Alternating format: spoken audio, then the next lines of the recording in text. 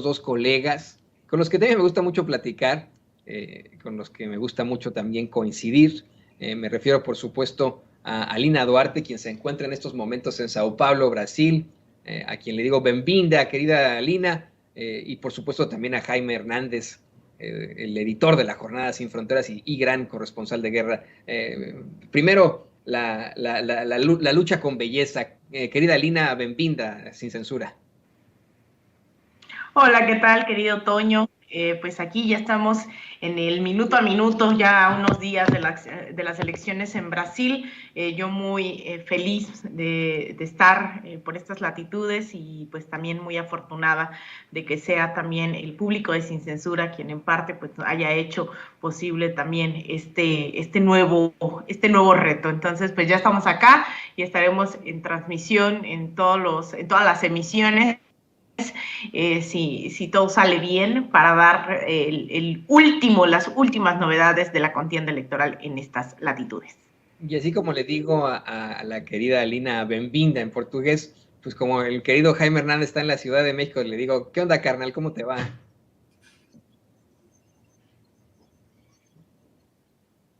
Hola, hola, querido Toño, ¿cómo estás, querida Alina? Oye, Alina, ahora sí te pintaste los labios, Dios mío. ¿Qué tal, Alina? Se ve re guapetona. Un abrazo a la querida Alina y un abrazo a ti, querido Toño. Muchas gracias. No, sí, yo también me los pinté, pero no te diste cuenta, hombre. No es cierto. No es cierto. No, pero oiga, es que ya casi llega el viernes de pitorreo, hay que subirle un poco el tono. Está la cosa medio difícil con las últimas revelaciones de las que estaremos platicando en unos momentos más. Pero ¿qué les parece, queridos compañeros, que aprovechando que Alina está ahí en Sao Paulo, pues hacemos una proyección precisamente para el domingo? Ya el domingo es una elección que yo platicaba ayer, por ejemplo, con mi esposa y con muchos de ustedes en las redes sociales.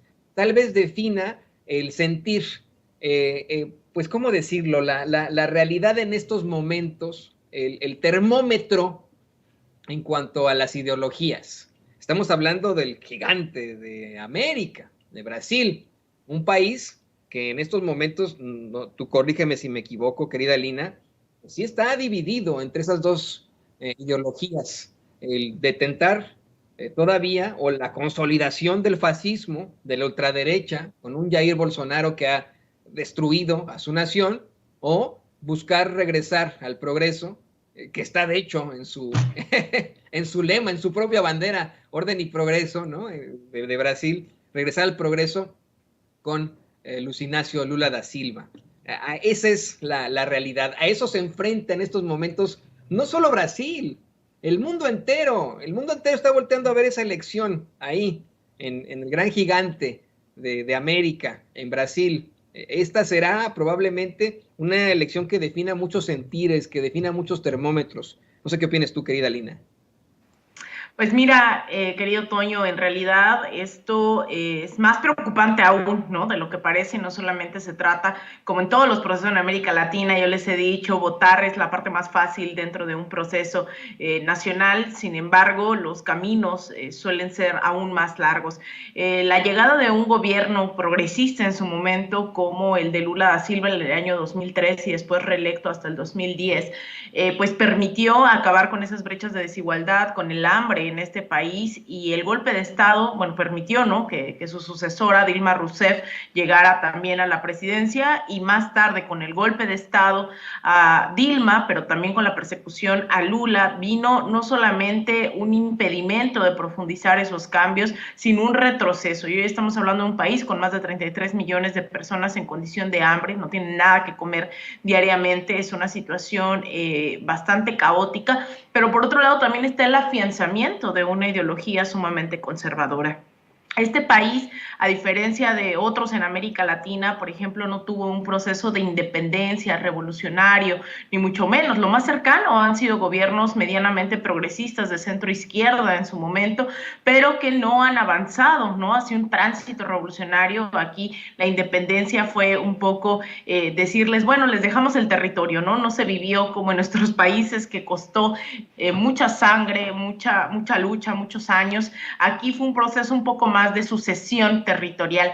Entonces, no vienen de una tradición combativa y lo más combativo ha sido justamente, creo, y no creo exagerar en realidad, ha sido organizarse en contra de los sectores no solamente conservadores, sino de ultraderecha en este país, que es lo que representa a alguien como Jair Bolsonaro, que está en contra de la eutanasia, en contra del aborto, en contra del matrimonio igualitario, pero pareciera también, ¿no?, con sus actos, incluso su familia está envuelta en este caso de asesinato de la activista mujer negra, lesbiana, como Marielle Franco. Entonces es un gobierno profundamente racista, sumamente conservador, que se ha alineado también al agronegocio, a la destrucción de la Amazonía, que está hoy ligado directamente a los grupos evangélicos. Entonces, la pregunta es, ¿cómo es posible que más de 50 millones de personas estén respaldando este gobierno? Bueno, eso es lo peligroso, que no se trata solo de Jair Bolsonaro, se trata de un movimiento profundamente conservador, anclado en el tema militar, en el tema evangélico, en los agronegocios, y que sigue avanzando. Y yo incluso, más allá de lo que va a pasar este domingo, que sé que no es una cuestión de álgebra básica, no es una cuestión de sumar nada más a los y las votantes, sino que en realidad se trata de entender que la disputa por el futuro de millones de brasileños y brasileñas no se va a dar solamente el día domingo. Eso va a ser, digamos, un avance, porque todo indica que es Lula da Silva quien va a ganar, insisto, no es una cuestión de matemáticas, pero teniendo el apoyo de los candidatos que quedaron en tercero y cuarto lugar en la primera vuelta, más las alianzas que ha hecho, incluso con sectores de centro derecha, de derecha, ¿no? Su compañero de fórmula, yo lo he dicho aquí, Geraldo Alckmin, es alguien que pues ha sido su enemigo, incluso compitió en contra de Lula da Silva en su momento para la presidencia, etcétera, etcétera, y hoy es su compañero de fórmula. Entonces viene con una serie de alianzas que pues en primera no sé cuánto permitirían girar a la izquierda, la otra es que se tiene que restaurar un Estado de Derecho básico en este país que también no requiere de mucho progresismo, ¿no?, sino de que opere el funcionamiento del Estado, simplemente algo que se abandonó, ¿no?, el Congreso, etcétera, etcétera. Y también, hablando del Congreso, se viene, independientemente de quién gane, pues tiene un futuro bastante complicado, toda vez que el Senado y el Congreso viraron hacia el conservadurismo. Entonces, imagínense que llega a ganar, que es lo más seguro, insisto, Lula da Silva, eso pues ante un escenario de un Senado conservador, un Congreso sumamente conservador, pues no le permitiría avanzar, al menos en reformas estructurales que requieran de la aprobación del legislativo. La disputa no solamente, y con eso concluyo, la disputa no solamente se va a dar este domingo, sino que se tiene que avanzar en temas de convencimiento de que un poco esta frase, ¿no?, que decimos en México, de por el bien de todos, primero los pobres. Bueno, creo que eso es lo mínimo que se puede apuntar en el horizonte, teniendo en cuenta que ha crecido este sector conservador, que tú lo ves en las calles. El bolsonarismo implica las mismas frases de la derecha en todo el continente, de no al comunismo, no a ser como Venezuela, no a la comunidad LGBT, ¿no? O sea, incluso en términos tremendamente fascistas. Así que lo preocupante, así como logro alcanzar a visualizar el panorama, es que no solamente es una disputa electoral, es una disputa de proyectos a mediano y largo plazo. ¿Cómo, y le pido a don David que nos grabe, tú cómo entiendes, querido Jaime, esta diferencia muy, muy cercana que existe y que podría ser en todo caso el termómetro del mundo? Esto que nos plantea Lina, que no se entiende en todo caso, ¿no? El hecho, vale la redundancia, ¿no?, de que el de Bolsonaro, o sea, el del Bolsonaro, de Jair Bolsonaro, es un gobierno profundamente racista, clasista, antiinmigrante, homofóbico, pero que pues así existen muchos personajes, muchas personas en ese país. Está dividida la situación. No podemos decir, ya va a ganar este domingo Lula da Silva, tiene una ventaja por ahí, pero que digamos es la realidad, ¿no? ¿Cómo explicamos que ante la realidad, ante pues esta situación a la que nos enfrentamos de desigualdad, de injusticia, duramente marcada durante la pandemia, continúe la gente o continúen habiendo este tipo de movimientos que convencen a la gente a nivel mundial, no solo en México, no solo en Brasil, sino a nivel mundial, de una ultraderecha fascista, que en todo caso pues, no está a favor de sus intereses, sino de las minorías rapaces, de los que echan pues más bien fuego a la igualdad. ¿Qué opinas tú de esto, Jaime? Pues yo creo que el fenómeno tanto de Bolsonaro como de Trump o como otros líderes de extrema derecha que se han encumbrado o que han ganado terreno en Europa, por ejemplo, en Italia, en Francia, y en el Reino Unido, nada más hay que ver al Reino Unido quién es ahora el primer ministro, un hijo de inmigrantes de origen hindú que enarbola las causas de la derecha conservadora, antiinmigrante, y lo que ocurre es que desde hace tiempo la crisis de los partidos políticos, la crisis de credibilidad que enfrentan numerosos líderes políticos en todo el mundo, nos ha enfrentado esta suerte de dicotomía, ¿no? Por un lado tienes a la gente conservadora que se aferra como un clavo ardiente a la gente de la extrema derecha, porque son discursos que son realmente reflejan lo que ellos mismos piensan. Son gente que no cree en que el Estado tenga que preocuparse por las mayorías, por los pobres, ¿no? Y tienes de otro lado a la izquierda, esta izquierda convencida de que hay que dar ya un golpe de timón frente a este modelo neoliberal que ha empobrecido más, que ha favorecido solamente un puñado de gentes. Entonces, este tipo de fenómenos, como ocurren en Brasil, de hecho, no es casual que Bolsonaro sea una copia, si no, no idéntica, muy parecida a la de Donald Trump, como la ha señalado muchas veces Alina, un tipo que realmente en el curso de las últimas horas ha estado echando mano de la misma estrategia de Donald Trump, poniendo en tela de juicio la capacidad de los organismos electorales para sancionar unas elecciones. Esta sensación de que va a haber fraude, esta sensación de que la izquierda va a hacer trampa, pues son de los viejos recursos de Donald Trump. Entonces, yo creo que en muchos sentidos aquí la política de Estado ha fracasado, ha fallado. Y ha fallado, ¿por qué? Porque en buena medida el avance y la consolidación del modelo neoliberal, el modelo neoliberal no tiene otro Dios que el dinero. El modelo neoliberal le importa un carajo el político de Estado, lo menosprecia. ¿Por qué? Porque piensa que el político de Estado le va a arrebatar el poder que ya tiene, que ha consolidado. Entonces, son dos modelos en eterna disputa. Claro, el problema es que el modelo neoliberal ya cuenta con pocos, poderosos adeptos, pero muy pocos. Y el modelo progresista de izquierda cuenta con legiones de ciudadanos que ya han dicho ya basta en Colombia, en México, en Honduras, en Perú, en Chile, y ojalá que este domingo le digan que no a Bolsonaro y este modelo que es de lo peor. Para mí Bolsonaro no debería estar en política, porque el mensaje de Bolsonaro es la ponzoña, el odio, el desprecio hacia las mayorías empobrecidas. Y yo creo que Brasil realmente se ha convertido en una olla a presión. Los indicadores económicos no apuntan en una buena dirección, y yo creo que los brasileños son sabios, el pueblo es sabio, y yo tengo la esperanza, y ya lo veremos con las crónicas de nuestra querida Lina, cómo se produce, si es que se produce ese golpe de timón en Brasil. Pues mira, dices que son personajes que no deberían pertenecer a la política. En México tenemos varios. Una se llama Lili Telles, otra se llama Kenia López Rabadán, otra se llama Xochitl Gálvez, pero bueno, de estos pululan, ¿no? Desafortunadamente en la política. Siempre resultan estos payasos muy, pues, ¿cómo decirlo?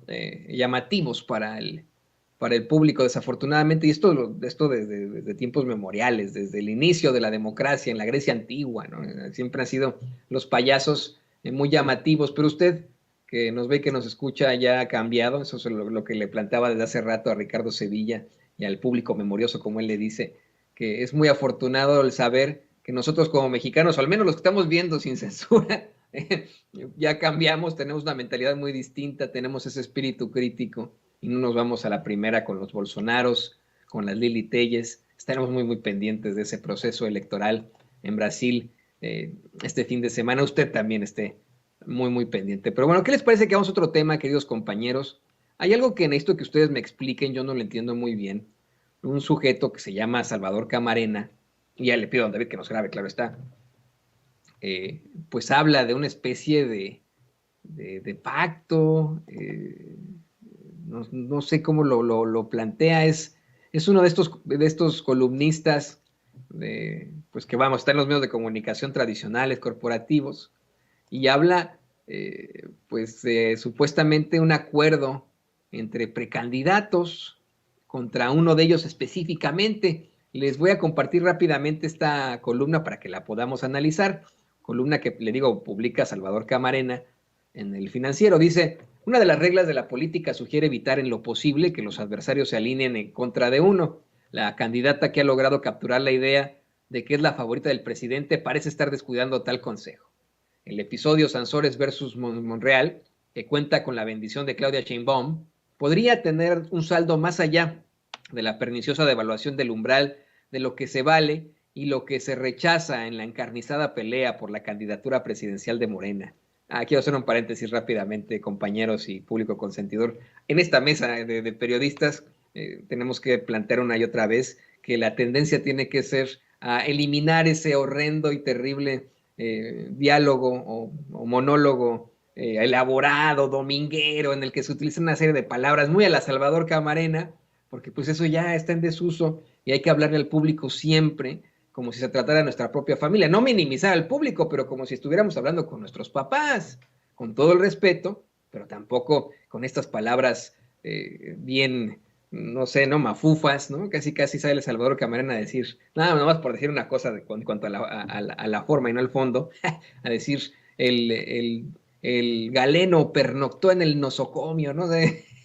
También lo platicábamos el otro día con Manuel Ibarra, pero bueno, dice, permitir que Laida machaque con mensajes que podrían ser producto del espionaje al senador zacatecano y que encima la campechana formule la amenaza de que tiene cientos más de esos materiales, orillaría a buscar alternativas de supervivencia e incluso de revancha, y conste que la animadversión del de Fresnillo con Claudia no surgió a partir de esta semana, pues hasta la ha acusado de tener de tiempo atrás un sistema de bots para atacarle. ¿Cuál de tiempo atrás? Pues si unos días atrás dijo eso, ¿no? No de tiempo atrás. Si hay algún, eso es mi paréntesis, ¿no? Si hay alguna animadversión, existe pues desde que los dos buscaban la jefatura de la Ciudad de México y que fue Claudia Sheinbaum la que quedó como la pues candidata de Morena, ¿no? Bueno, si lo anterior se suma que el canciller Marcelo Ebrard parece estársele acabando el año sin que sus aspiraciones alcancen el ímpetu requerido para lograr momentum, entonces a estos dos personajes se les prefigura un escándalo en un escenario de alianza,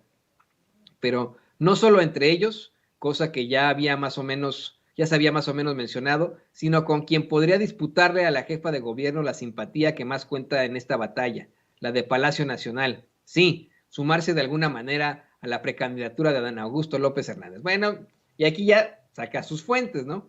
Fuentes bien informadas, sabe que es la típica, ¿no? Fuentes bien informadas mencionan que una primera plática al respecto habría ocurrido el pasado 7 de octubre. Ese viernes, los tres aspirantes habrían sostenido un intercambio tendiente al establecer una alianza de facto, una que no cancela necesariamente las aspiraciones de ninguno de los otros integrantes de esta especie de triunvirato. El acuerdo sería de carácter... Bueno, mire, yo no quiero hacer más especulaciones, mi querido Jaime, mi querida Lina, porque de eso no se trata el periodismo. Fíjense, no sé cómo lo aprendieron ustedes cuando lo estudiaron en sus propias carreras, pero yo tuve varios semestres de columna, al menos unos 3 semestres de columna, si no me equivoco, 2 o 3 ahí en la Septién, vamos, en estricto sentido, el objetivo era ese, sí, ¿no? La columna es una opinión personal de, valga la redundancia, el columnista, que debe sustentar con datos duros, con información específica, con el rigor periodístico, que es la aplicación del método científico a una investigación, ¿no? Eso de las fuentes y el hablar de un triunvirato para defender al pobrecito de Monreal, pues sí me llama mucho la atención. No sé qué opines tú, querida Lina. Pues mira, yo creo que ya definitivamente estamos, ¿no? Con un pie en el 2024, lo cual es bueno y lo cual es malo, ¿no? En el mismo sentido. Pienso mucho, y lo saben, ¿no? Le he dado seguimiento a varios de los llamados gobiernos progresistas en la región y creo que hay muchas lecciones que aprender cuando nos referimos al tema de la sucesión presidencial, y algunos en ese sentido han logrado librar la batalla, otros han superado la grilla y el infantilismo, otros tantos se han erosionado y ha vuelto a la derecha, sea de manera violenta o de manera democrática, ¿no? También hay una derecha que es democrática y que en las urnas disputa y en las urnas gana. Y en ese sentido, pues yo creo que en México lo que estamos viendo es una suma de esos factores para bien y para mal de lo que implica una sucesión presidencial. Yo pondría sobre la mesa el caso de Ecuador, cuando llega Rafael Correa y tiene un amplio respaldo, al final ponen al que tiene justamente con este método que se busca emplear en México, pone de sucesor a quien iba mejor solamente en las encuestas, sin tener una militancia probada, acercamiento con los movimientos sociales, una conciencia de clase, ponen al favorito de las encuestas y no tardó ni un día en revertir el proceso Lenín Moreno, ¿no? Incluso se fue en contra de los movimientos sociales, con los cuales también, bueno, el correísmo había tenido varias fricciones con el movimiento feminista, el movimiento indígena, y Lenín Moreno entrega los muchos pocos avances que había tenido la Revolución Ciudadana, se lo entrega a los bancarios, se lo entrega a los medios de comunicación y se voltea a la derecha, permitiendo que además de perseguir política y jurídicamente el llamado lawfare a toda la dirigencia del correísmo, incluido el mismo Rafael Correa, que está acusado de influencia psíquica, a la presidenta de la Asamblea Nacional, Gabriela Rivadeneira, a diputados, a todos los liderazgos del correísmo, pues también permite que regrese la derecha por la vía democrática, entre comillas, ¿no? Porque hizo uso de pues el INE ecuatoriano e impiden, ¿no? Que regrese, o sea, los votos pues sí estaban ahí, pero después de una serie de trabas mediáticas, jurídicas, criminales, ¿no? De criminalización del correísmo. Entonces no basta con ser el más popular, ¿no? No basta con tener las encuestas, ni basta con hacer alianzas, hace falta una formación política dentro de los relevos generacionales, de los relevos, en este caso, de gobierno, y no lo estamos viendo hoy en México, y estamos hablando de simpatías, hoy estamos hablando de especulaciones, y no ha habido, ¿no? Porque dicen que todavía no son los tiempos, a pesar de que vemos publicidad de todos los que quieren suceder al gobierno, no vemos un debate pues formal de cuáles son las propuestas de cada uno, de cada una de ellas, y eso de alguna forma pues sí me prende las alarmas, ¿no? De saber hacia dónde está apuntando la llamada cuarta transformación en un futuro. En cambio, hay otros proyectos también en América Latina que han decidido apostarle para bien y para mal, con burocratización, con errores, aciertos, etcétera, pero que le han apostado al relevo generacional con formación de cuadros, con medios de comunicación también militantes, con comunas, incluso como en el caso de Venezuela, que hoy existen comunas que producen una parte, no puedo decir que todas son igual de exitosas, pero hay un proceso de generación de comunas que permiten tanto el desarrollo de su propia comida, sus propios alimentos, como de sus escuelas, su sistema de salud, etcétera, etcétera.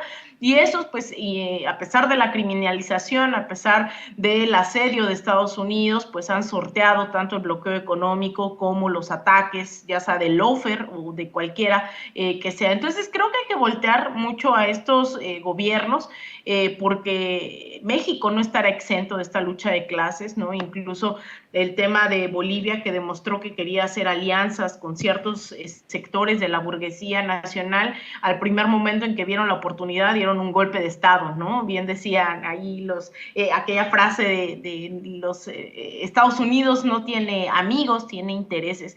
Entonces, esto se da en el marco de estas competencias por la sucesión. Lamentablemente, todavía estamos lejos de ver un debate sobre los proyectos. Hay quienes definitivamente sabemos que su trayectoria no les da como para asumirse revolucionarios y transformadores, ni mucho menos, y aún así quieren estar en la boleta, pero también no me sorprende que haya alianzas en ese sentido, y creo que estas alianzas, estas grillas, estas posturas, ¿no?, de infantilismos, pues solo pueden ser superadas con más información, con más organización, con el estar debatiendo en nuestras comunidades, en nuestros estados y a nivel nacional, pues qué proyecto queremos, cuáles son hasta ahora los errores, los retos, los aciertos, los logros de la Cuarta Transformación, y así asegurar, ¿no? No lo digo yo, lo dice el presidente, que ha sentado bases de una transformación. No significa que las cosas en materia de corrupción, en materia de violencia hayan cambiado 180 grados, sin embargo creo que ese cambio pues dependerá de las y los mexicanos que estén dispuestos a debatir más allá de grillar, más allá de infantilismos absurdos, y realmente construir pues ese México que merecemos. No, en definitiva, se necesita una situación completamente distinta. Y le pido a don David que nos grabe. ¿Tú qué opinas, Jaime, sobre este triunvirato que plantea tu colega Salvador Camarena? Un triunvirato en el que supuestamente Marcelo Ebrard, Claudia Sheinbaum y Adán Augusto López se unen sin afectar sus propios intereses electorales en contra del pobrecito de Ricardo Monreal. Bueno, en primer lugar, qué interesante cómo es que si alguien defiende en los medios de comunicación corporativos es a Ricardo, si alguien defienden de la Cuarta Transformación es a Ricardo Monreal, y en segundo lugar, bueno, pues está muy interesante el planteamiento, una vez más aplicando la de las fuentes, ¿no?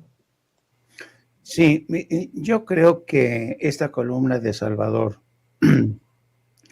evidentemente despide un tufo monrealista. Es evidente una columna que Salvador Camarena ha utilizado para, digamos, hacerle el caldo gordo a Monreal, a Ricardo Monreal, y es altamente especulativa, como tú bien dices, y yo la encuentro un poco jalada de los pelos, pero fíjate que más interesante que la columna de Salvador Camarena, que ya sabemos por dónde respira, se me ha hecho muy, muy, muy interesante lo que acaba de plantear Alina Duarte, que es una mujer que sabemos que tiene como misión la formación política.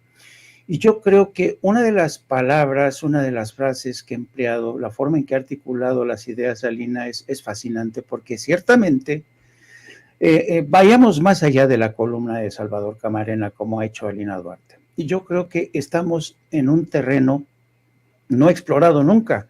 Si hacemos caso de la palabra del presidente, en esta ocasión no va a haber dedazo, ¿no? Y por eso mismo sería deseable que los ciudadanos escucharan más de los candidatos que están en contienda y que no nos dejemos llevar por los afectos o las simpatías que tenga el presidente por uno o por otra candidata. Yo creo que el tema, como estamos en un nuevo terreno, es indudable, querido Toño, querida Alina, que mucho del respaldo que tiene tras de sí Claudia Sheinbaum tiene que ver mucho con las simpatías del presidente. Es decir, no nos engañemos. Entonces, no existe dedazo, pero al mismo tiempo sí existen guiños, ¿no?, de simpatía hacia determinada candidata. Eso no podemos ocultarlo, ¿no? Ahora, también es cierto que Claudia es una mujer muy competente, muy eficaz, muy leal, muy honesta, es una mujer confiable, ¿no? Yo a Ricardo Monreal básicamente no le creo y no confío nada en él. Pero por eso mismo es importante la parte que señala Alina. Es importante que en México se discutan ideas y que no se decida a partir de simpatías. Y por eso yo creo que es muy importante esta labor de formación política en México, para que la gente sepa realmente qué es lo que está en juego. Porque una de las famosas frases que se repite casi siempre después de un proceso electoral es: las elecciones tienen consecuencias. Y esto es cierto. Una vez que votas por alguien, ya no hay forma de echar marcha atrás. Nos ha pasado con Enrique Peña Nieto, nos pasó con Vicente Fox, ¿te acuerdan? Que nos prometió una transición y luego que se convirtió en la gran traición. Entonces, yo sí creo, estoy de acuerdo con Alina, que es necesario entrar al terreno del debate, al terreno de las ideas, porque yo quiero saber qué es lo que me ofrece Claudia, yo quiero saber qué es lo que me ofrece Marcelo Ebrard, quiero también saber qué podría ofrecer Gerardo Noroña, ¿no? O qué puede ofrecer Adán Augusto López Hernández. Porque si nos dejamos llevar por las reacciones, las pulsiones, las simpatías, pues podemos incurrir en grandes equívocos. Así es que yo creo que en México, que ya no se cree a los viejos mentirosos del PRI del PAN, tiene que realmente entrar en una nueva fase, y esa fase nueva tiene que ser el debate de ideas. Así es que yo creo que es bien cierto que el presidente López Obrador ha dado un golpe de timón en la dirección correcta, pero tampoco a mí me gustaría, ¿sabes?, que fuera esto el próximo proceso de selección presidencial. No me gustaría que fuera una simple simulación, un paripé, no. Me gustaría que fuera realmente un proceso abierto, donde se escuchen las ideas, pero también que cuente el currículum, la trayectoria, ¿no? Y ya por eso, fíjate, ya tan solo por trayectoria, yo no confiaría en absoluto con Ricardo Monreal. Yo no confío en Ricardo Monreal solo por la trayectoria. Ya tratará de venderme el paraíso, pero conozco su trayectoria. Entonces yo creo que es necesario que los ciudadanos se conviertan realmente en ciudadanos que asuman sus responsabilidades, ¿no? No solamente estén pensando en los beneficios, que asuman su responsabilidad de deliberar, de informarse, que no dejen que otros hagan su trabajo por ellos, ¿no? Así es que sí, yo coincido ampliamente, hay que ir más allá de este mar de especulaciones, de este mar de guiños que vamos a enfrentar en el curso de los próximos meses, querido Toño.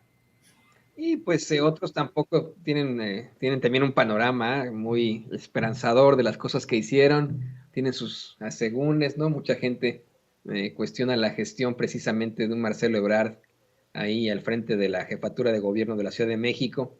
Haciendo el comparativo, es que fue muy difícil, ¿no?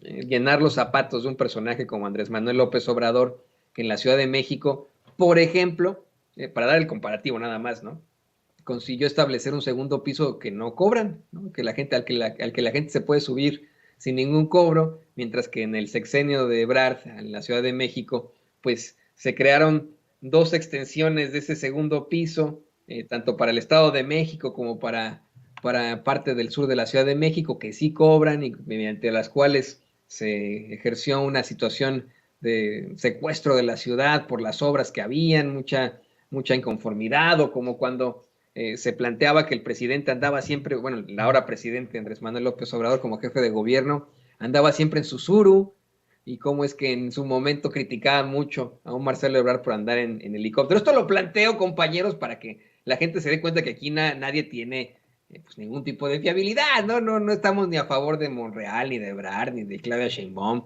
ni de Adán Augusto López, pero pues al hablar precisamente de esta parte bíblica, para que vean, de esa parte bíblica del Evangelio según San Mateo, de por sus obras los conoceréis, ¿no?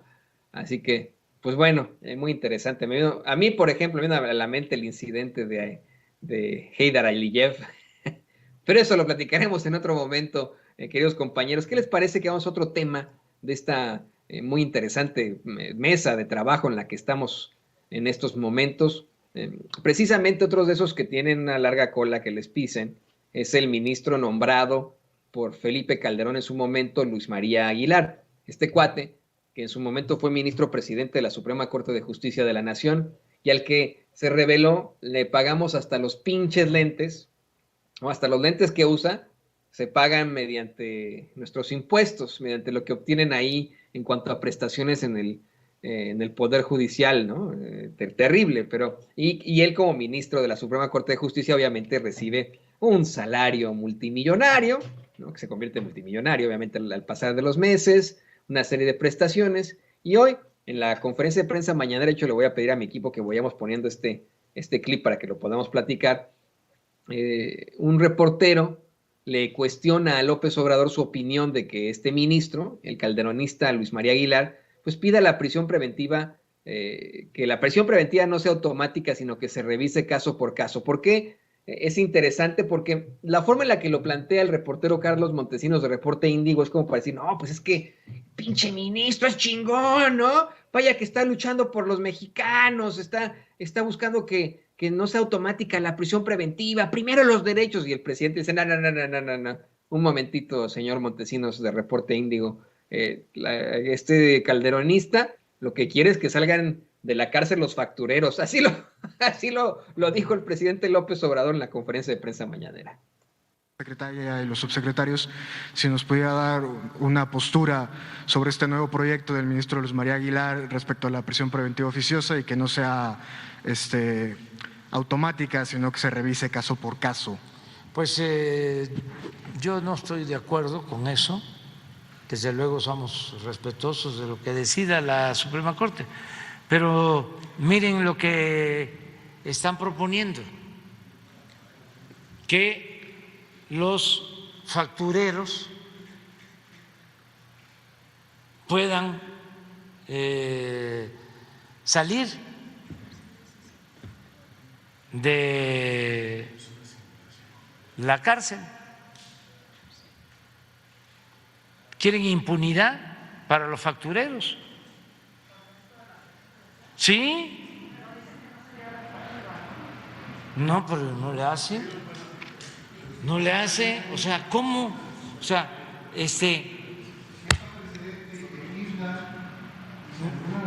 pues sí, la Corte otra vez, ¿sí? Pero además, de veras, es vergonzoso. ¿Cómo proteger a delincuentes nada más porque son potentados o de cuello blanco? ¿Qué no tienen otras cosas que hacer? ¿Qué no hace falta que haya justicia para el pobre? ¿Por qué solo están dedicados a proteger a los potentados y además corruptos? Nos costó muchísimo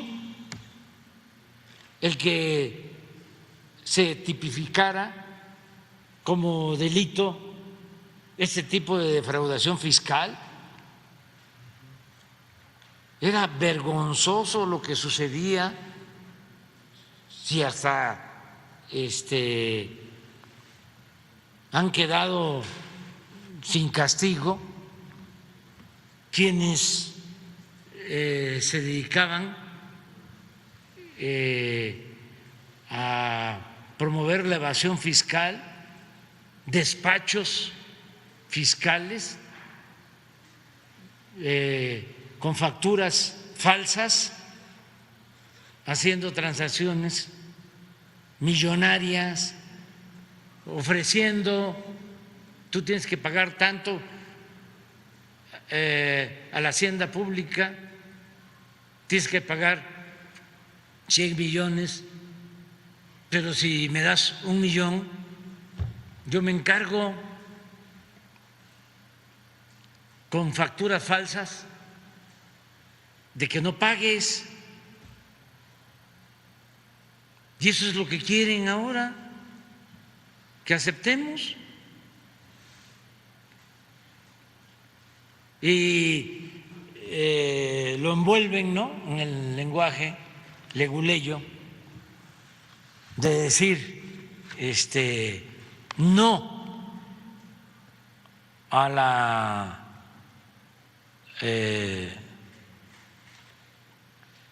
detención o prisión preventiva. ¿Saben qué es eso? De que se le deja todo al juez y el juez decide al final. No hay ningún proceso de investigación.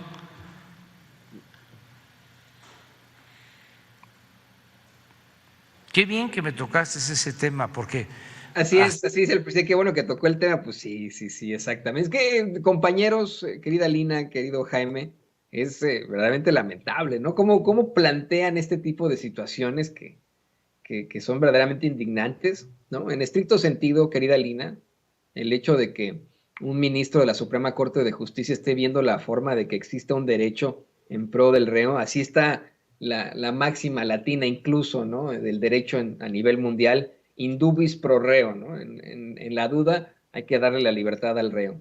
El hecho de que se plantee que hay un ministro de la Suprema Corte luchando por los derechos civiles fundamentales de los detenidos, pues llama mucho la atención, ¿no? Y por supuesto que podría cambiar el discurso de lo que se está planteando, ¿no? Y se puede plantear en algún momento que se trata de un acto autoritario, el hecho de que estén enfrentando a ese ministro, pero pues, ellos mismos quedan exhibidos. El presidente dice, no, esto lo hace porque quiere que salgan esos factureros que ya detuvimos por hacer estos chanchullos, quiere que salgan los potentados, no es en pro del pueblo, es para los potentados que son delincuentes de cuello blanco. ¿Tú qué opinas de esto, querida Lina?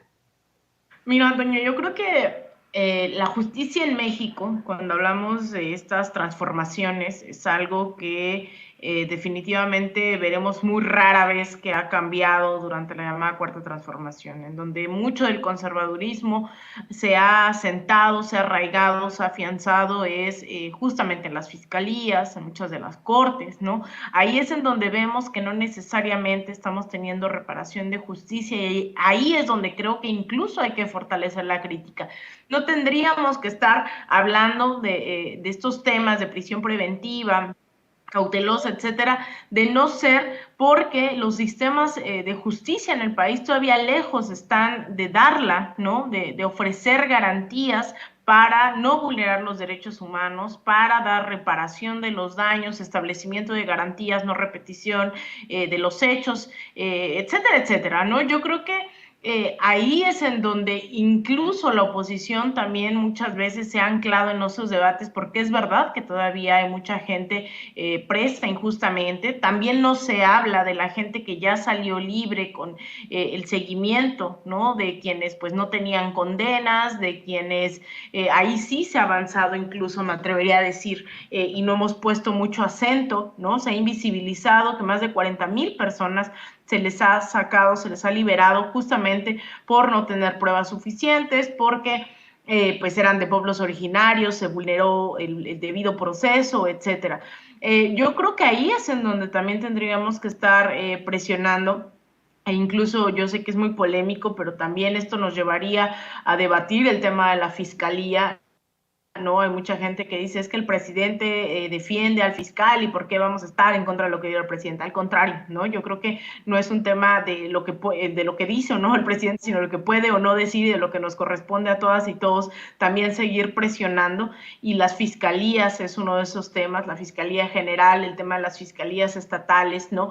Porque es bien fácil que hoy esa misma oposición electoral que pugnó por una mal llamada guerra contra el narcotráfico, que se negó no sé, a legislar en temas de aborto, igualdad, etcétera, hoy vengan a hablar de derechos humanos. Eso, el cinismo es punto y aparte, y a veces quieren confundir también, ¿no? Y eso a veces nubla el debate sobre lo que tendríamos que estar exigiendo desde las izquierdas, y hay demandas que son, que se las apropia la derecha y no por eso pierden validez, ¿no? Tenemos que seguir levantando la bandera de la justicia, y por el tema del calderonismo, evidentemente es tristísimo, ¿no? Ver cómo todavía tiene sus hilos tendidos en sistemas judiciales, en policías, ¿no? O sea, eso, así como hablábamos de Bolsonaro hace unos minutos, de cómo es que no solo se trata de Bolsonaro, bueno, el calderonismo es lo mismo, ¿no? No se trata solo de Felipe Calderón, sino que su discurso, acciones, estrategias de mano dura, de ir contra los delincuentes a pesar del derramamiento de sangre, etcétera, etcétera, merma dentro de una parte de la sociedad. Ahí es en donde tenemos que estar haciendo conciencia de seguir pugnando por sistemas judiciales que estén a la altura del momento histórico, por jueces que estén comprometidos con el respeto a los derechos humanos, con jueces que realmente estén pensando en el bienestar de las y los históricamente excluidos y no por una cuestión de acercamiento y sobre todo, ¿no?, a la ultraderecha que tanto daño ha hecho a nuestro país. Fíjate, querido Jaime, lo que plantea Lina es devastador. Me parece que tiene toda la razón. Si bien es cierto, la izquierda puede detentar en estos momentos el poder ejecutivo con el presidente López Obrador, el poder legislativo con una mayoría en ambas cámaras, no absoluta, pero pues una mayoría en ambas cámaras. En efecto, podemos ver que en un poder judicial se quedaron los panistas, se quedaron los priistas. Hoy mismo se planteó eso en la conferencia de prensa mañanera al hablar del caso Ayotzinapa. Lo dijo Encinas, lo dijo el presidente, cómo es que hay muchos del viejo régimen que no permiten que se continúe con las investigaciones sobre Ayotzinapa, que están encubriendo a los verdaderos responsables, una situación verdaderamente lamentable. Y este es otro caso, ¿no? El caso de personajes como Luis María Aguilar, un verdadero calderonista. Esa es la realidad, es un calderonista, ¿no? Es un hombre que fue nombrado por Calderón, al que se le ha relacionado una y otra vez al expresidente, que ha estado opuesto a todas, absolutamente todas las situaciones que tengan que ver con López Obrador, cuando hay algún tipo de definición en la Suprema Corte de Justicia sobre alguna situación implementada por el Poder Ejecutivo, siempre este es el ministro que se opone, este es el ministro que pone peros, este es el ministro que hace que hace proyectos en contra de cualquier tipo de iniciativa. Él, Luis María Aguilar, ese panista, o sea, él no puede decir que es panista, pero pues obviamente, ¿no? Ese panista, como acá en Estados Unidos sí podemos hablar de los jueces que son del Partido Republicano, del Partido Demócrata, bueno, pues ese panista está determinando de esta forma, nos juega el dedo en la boca diciéndonos que pues la prisión preventiva tiene que buscarse que no sea automática y quede exhibido como otro panista que simple y sencillamente quiere que los potentados salgan de la cárcel, los factureros no enfrenten las consecuencias. ¿Tú qué opinas de esto, querido Jaime? Híjole, fíjate que si tuviéramos que estar en una clase de periodismo, yo le pondría al título de esta clase la forma en que los intereses creados influyen en la prensa y en la justicia. En el caso de Luis María Aguilar, es evidente que hay intereses poderosos detrás de esta propuesta de Luis María Aguilar. No hay que olvidar que esta propuesta surge de las peticiones de la Comisión Nacional de Derechos Humanos, que a veces considera como injusta la aplicación automática de la prisión oficiosa para gente que después se pudre en la cárcel sin que se les haga un juicio. Ahí tenemos el caso de Israel Vallarta, por ejemplo. Pero también es muy cierto que uno de los peticionarios para este cambio son los propios senadores. Y ya sabemos los senadores cómo se las juegan. Ahí tenemos el caso, por ejemplo, de Ricardo Monreal, un hombre muy poderoso que tiene contacto continuo con la Suprema Corte porque él es responsable de, pues, sobre todo de legislar, de ver de qué manera se puede meter mano negra en el tema del aparato judicial. Así es que no me extraña esta nueva propuesta de Luis María Aguilar, que responde, que básicamente se puede decir que es una justicia a la carta donde el más poderoso siempre va a tener mayores recursos para defenderse, para mover palancas, porque tiene los recursos suficientes. Estas son legislaciones, nuevos cambios por incluso modificar la Ley de Seguridad Nacional, que tendría beneficiarios claros o nombre propio. Ahí está el señor Collado, el gran abogado del salinismo, el gran abogado que podría salir en libertad, ¿no?, si esto se modifica. Es decir, solo beneficiaría a los más ricos y a los poderosos. En el caso de Ayotzinapa, a mí se me hace realmente escandaloso la forma en que The New York Times deja entrever esa vena projudía, porque yo no sé si ustedes revisaron o han revisado bien ese artículo, ese reportaje.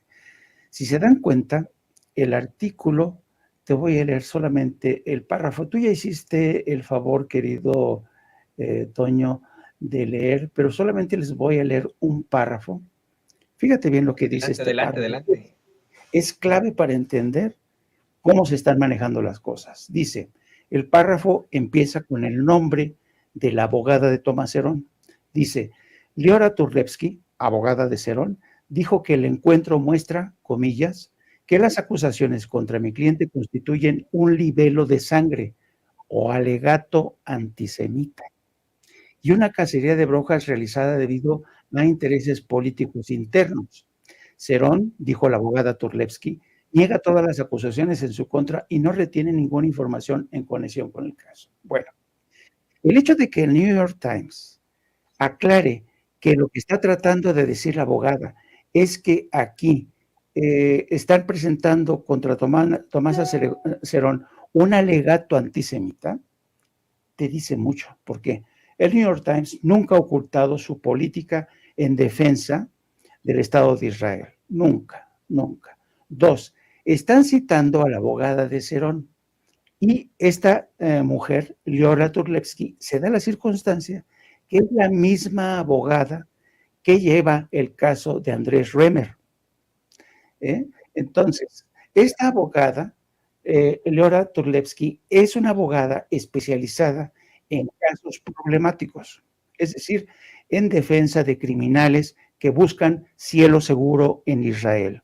Es especialista en eso esta mujer. Bueno, esta mujer defendió a Andrés Remer en el 2016 y en el 2017, porque en aquel entonces Andrés Remer había sido designado embajador de buena voluntad de la UNESCO y en una votación que se dio en la UNESCO para permitir que el templo de Al-Aqsa, que es uno de los templos más sagrados para la comunidad musulmana y palestina, no fuera considerado como un templo que es prioritario para los palestinos. Andrés Remer se salió de esa votación y el Estado de Israel lo premió. Y esta mujer lo defendió y dijo que la campaña contra Andrés Remer era política, sin contar todos los pecados de Andrés Remer. Bueno, ahora esta abogada nos dice que el señor Tomás Herón se está presentando contra él un alegato antisemita. Fíjate nada más lo increíble de todo esto. Un periódico como el New York Times que deja entrever su vena projudía y además permite que una abogada trate como una inocente paloma al señor Tomás Herón. Existe una última instancia en el Estado de Israel, el Ministerio de Interior, que siempre revisa estos casos porque la especialidad de esta abogada es no solamente defender a sus clientes como Tomás Herón y Andrés Remer, sino que garantizarles la ciudadanía, que tengan todos los derechos. Entonces, Tomás Herón se siente muy protegido por esta abogada que tiene gran influencia en el Estado de Israel, en el gobierno. Y hay acusaciones contra ella en el sentido de que se ha convertido precisamente en especialista en defender a criminales, a delincuentes que aspiran a tener la ciudadanía para mantener la protección del Estado de Israel. Entonces, resumiendo, en el primer caso estamos de los intereses creados que vienen del poder económico, pero también el poder político que se embosca en el Senado y que se alía con Luis María Aguilar para sacar este nuevo cambio a la ley de detención oficiosa. Y en el segundo caso, la falta de ética del New York Times, al no esclarecer quién es en realidad esta abogada que está defendiendo al señor Tomás Herón. Hay varias notas al caso, como siempre son notas de Natalie Kitroyev, quien sigue sin presentar ningún tipo de rigor periodístico. Ahí está también la firma Ronan Bergman y Oscar López. Estuve buscando la nota per se en la que se da a conocer esta entrevista que tuvo en su momento Tomás Herón de Lucio con Alejandro Encinas, pero fíjate, querido Jaime, fíjate, querida Lina, ¿no? Cómo es que desde el principio, ¿no? El encabezado, por ejemplo, de la nota de Natalie Kitroyev es completamente golpeador, ¿no? El caso Ayotzinapa se resolvió en México hasta que las pruebas se desmoronaron, ¿no? Y el primer párrafo es así, ¿no? El presidente de México dijo que su gobierno al fin había resuelto el misterio detrás de la perturbadora desaparición de 43 estudiantes. ¿Cuándo dijo eso? ¿Cuándo dijo López Obrador eso, que habían resuelto el misterio? ¿Cuándo? De verdad, está cabrón, esto es ridículo. Nunca ha dicho eso, ha dicho que siguen las investigaciones, que no se detendrán hasta conocer la verdad, pero nunca han dicho que ya resolvieron el misterio. Fíjate, ¿no? Esto es lo que dice Natalie Kitroyev. El presidente de México dijo que su gobierno al fin había resuelto el misterio detrás de la perturbadora desaparición de 43 estudiantes, uno de los peores abusos de derechos humanos en la historia reciente del país. ¿De dónde sacaron eso Natalie Kitroyev, Ronen Bergman y Oscar López? ¿No? O sea, está de locos la forma en la que se utiliza un medio que es, insisto, ¿no? Pilar del periodismo aquí en Estados Unidos, pero que ha incurrido en una serie de irregularidades gruesas, ¿no? Esto es grueso para el periodismo, esto es inaudito. Yo nunca he entendido eso de las notas que se escriben por varios compañeros, ¿no? Es como si de pronto agarraran el teclado, ponle, ¿no? Querido Jaime, querida Lina, ¿no? Que nos dicen, a ver, en el New York Times, ustedes tres periodistas hagan una nota, ¿no? Yo no la veo, ¿no? Que entre nosotros tres, yo te diga, oye, Lina, a ver, tú escribe la A, tú, querido Jaime, por favor, escribe la S. No, pues es absolutamente ridículo, en primer lugar, y en segundo, estas irregularidades terribles en cuanto a su rigor periodístico, de verdad, de escuela, de universidad, de incurrir en este tipo de situaciones, y todo por una ideología. Le voy a pedir, hecho, a don David que nos grabe para escuchar nada más ya con esto la conclusión de Alina sobre precisamente esto que se plantea en la mañanera, lo que ya platicaba también el querido Jaime sobre lo que pues se ha venido diciendo acerca del caso Ayotzinapa y el actuar del New York Times en cuanto a las investigaciones, cómo quedaron exhibidos hoy, como pues vamos, los que están apapachando en todo caso, o los que están defendiendo a los torturadores en lugar de a los jóvenes desaparecidos o a sus familias. Tu opinión, querida Lina. Mira, el caso Ayotzinapa es una de esas máximas expresiones del rol que han jugado los medios de comunicación en criminalizar absolutamente todo lo que tenga que ver con justicia, ¿no? Desde los mismos estudiantes que se les ha venido criminalizando por pertenecer a las comunidades más pobres, por alzar la voz, ¿no? Y también porque, pues de ahí sabemos, han salido grandes guerrilleros de Ayotzinapa como Genaro Vázquez, ¿no? Que pues al final también aportaron desde la lucha campesina, desde la lucha de los y las pues históricamente marginadas. Desde ahí ha venido un proceso de criminalización, de estigmatización por parte en su momento del Estado mexicano, y después al momento de protestar, al momento de ser reprimidos, al momento de pues incluso de su detención y desaparición, los estudiantes vieron en grandes medios corporativos una revictimización, vieron una persecución, incluso una legitimación de la llamada verdad histórica. Entonces, los medios de comunicación han jugado, estos grandes medios corporativos, un papel denigrante, un papel cómplice. Y no me sorprende, ¿no? Que de repente el New York Times se haga el progresista en el caso de Estados Unidos, ¿no? Que ni progresista, ¿no? Se trata de defender los intereses de ciertos miembros del mismo establishment que lucen más progres. Pero el New York Times fue uno de estos medios que también justificó, por ejemplo, la guerra en Irak, ¿no? Que difundió estas imágenes para beneficiar al complejo industrial militar, y hacía muchos ejemplos del rol que ha jugado el New York Times. Entonces, en el caso de Ayotzinapa, pues no me sorprende, pero nuevamente también no hay que confundir lo que siguen siendo demandas, ¿no? Dentro de la sociedad, lo que tiene que pensar el mexicano, la mexicana, es en justicia, y eso pasa por exigir a las autoridades también que se siga esclareciendo el caso, ¿no? Ahora pareciera que apoyar la causa de Ayotzinapa es también incompatible con pugnar por un bienestar de la sociedad mexicana a través de quienes se sienten representados y representadas por la llamada Cuarta Transformación. A mí me llamó mucho la atención que el último 26 de septiembre yo esperaría que también muchísima gente siguiera saliendo a las calles acompañando a los padres de familia, e incluso cuando sabemos que esta es una demanda justa en su plenitud, que vean el exigir al gobierno ejecutivo, estatal, etcétera, pues justicia, ¿no? Esto no es un golpeteo y eso hay que aprender también como parte de la madurez política. El hecho de exigir justicia social, el hecho de exigir reparación de los daños, no nos hace golpistas. Golpistas quienes quieren, quienes avientan la piedra, esconden la mano y no tienen interés en construir, tienen interés en defender sus privilegios, de los cuales van mermando, no podría decir que se van acabando, porque también hay muchos empresarios, muchas de esa llamada mafia en el poder que se sigue beneficiando. Hoy en la Cuarta Transformación, el presidente hizo un frente amplio en el año 2018, en el cual incluyó a sectores incluso conservadores como el PES, ¿no? Un partido pues abiertamente conservador, estas alianzas que permitieron que llegara a la presidencia, pero no va a ser el presidente el que va a radicalizar ese proceso, ¿no? Va a ser la ciudadanía exigiendo justicia, y el caso de Ayotzinapa es muy sensible. No vamos a defender a medios corporativos que ya sabemos el rol que buscan, ya sabemos, ¿no?, que ahora resulta que el PAN, el PRI, todos estos están buscando justicia, y eso definitivamente hay que hacerlo a un lado.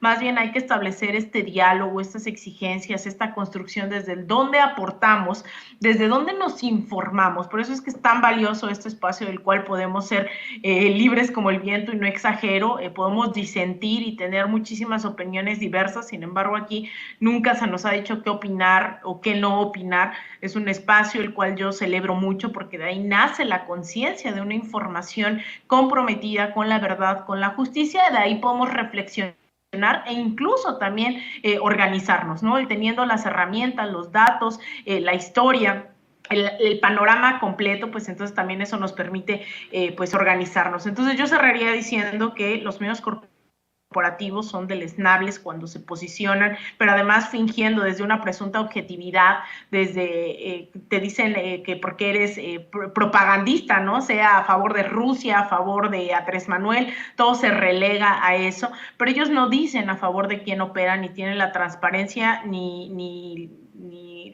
la fuerza ni la honestidad como para decir quién está detrás de esas opiniones. Nosotros y nosotras nos asumimos desde la trinchera de la justicia y desde ahí hablamos, desde estos sectores que buscan elevar la voz, ¿no?, de aportar a construir un país mejor, pero ellos no lo dicen. Entonces, esos medios creo que están cavando su tumba, muchos de ellos ya lo hicieron con cero credibilidad, le apuntan ahora a las fake news, ¿no? Veo con mucha cautela cómo cada vez van creciendo las redes de las fake news, tratando de confundir a la audiencia y también, ¿no?, confundir incluso a la gente que se asume de izquierda, las meten en debates de grilla, ¿no?, de pleitos internos, que yo estoy a favor de evidenciar cuando se trata de alguien interno, un enemigo interno, ¿no? Los conservadores dentro y fuera del gobierno, también creo que eso es parte de estar bien informados y de tomar postura. Sin embargo, pues no hay mucho que esperar de ellos, pero sí mucho de nuestra audiencia, mucho del pueblo mexicano que ha seguido avanzando en las luchas sociales, y que podamos construir, ¿no?, ese horizonte de justicia para todas y todos, y en este caso específico, pues que se logre justicia y verdad para el caso de Ayotzinapa. Definitivamente, yo no me voy a cansar de también exigir eso. Duele todavía seguir haciendo esa exigencia de vivos se los llevaron, vivos los queremos, ahora que se dan a conocer estas investigaciones, pero me uno, por supuesto, a ese lamento por la constante y perpetua voluntad de darle a cada quien lo que le corresponde, querida Lina.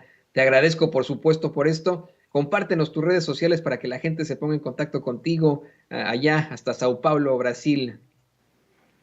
Muchas gracias, querido Toño. Pues a mí me pueden encontrar en Twitter en @AlinaDuarte_, en Instagram _AlinaDuarte, en Facebook.com/Alina Duarte Periodista, también aquí día y noche ahora en esta cobertura especial aquí en Sin Censura, así que nos vemos más tarde también para seguir hablando de lo que ocurre aquí en Brasil, específicamente en Sao Paulo. Les iremos dando los detalles, así que bueno, te mando un abrazo enorme a ti, a Jaime, a Ceci, a todo el equipo, a don David y también, obviamente, a la audiencia de Sin Censura. Gracias, querida Elina, de quien estamos muy, muy orgullosos aquí en Sin Censura siempre, como también estamos orgullosos del queridísimo Jaime Hernández, orgullosos de que sea parte de este equipo, de que conduzca por las noches a veces, de que sea pues un legendario corresponsal de guerra, y también te agradecemos tus comentarios, querido Jaime. Por favor, compártenos tus redes sociales.